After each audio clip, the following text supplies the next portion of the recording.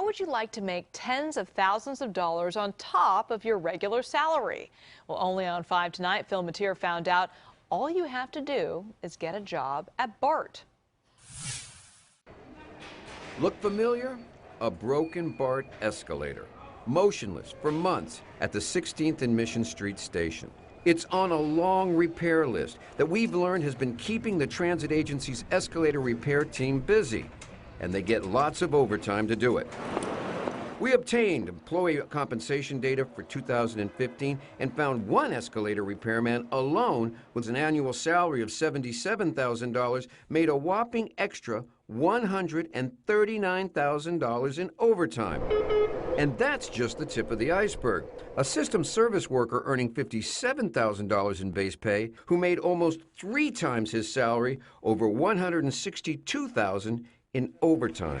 And a BART police officer, he tops the list at $96,000 in salary, but $170,000 in overtime. We found that BART spent 13% of its total compensation on workers last year was overtime, compared to an average of 3% in the private sector. Well, really what this is our system is aging. BART spokesperson Alicia Trost says capital repairs are underway, and that takes manpower. When we shut down the tracks last year with the Transbay tube, all those workers are getting paid overtime, working 16-hour days, so that we can rebuild our system and have the least amount of impact to our riders. As for BART police officers? With police, you've got your first day off is time and a half, second day off, double time. Let's drill down just a little bit on the escalators. Broken escalators in BART is not new. Right. Why haven't we staffed up and paid regular wages instead of budget-busting overtime? But what's happening is we're actually having a hard time recruiting for elevator and escalator techs. The conditions aren't very glamorous. Working 24 hours a day on our stinky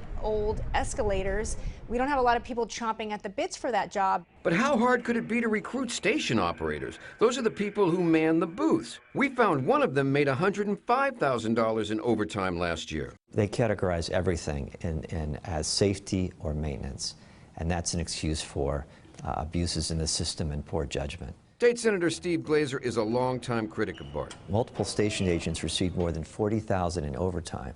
What does that have to do with maintenance and safety? He questions whether the transit agency can be trusted to handle a $3.5 billion influx of cash if a bond measure passes this November. The list is so broad as to raise not questions about some impropriety by one or two, but a system that is really broken down in their ability to manage their affairs properly. Critics are going to point and say, questionable management here. It's not questionable management, it's us trying to provide better service. In San Francisco, Phil Matier, KPIX 5. BART has set up a task force to look at that overtime issue. We posted the compensation data on our website, cbssf.com.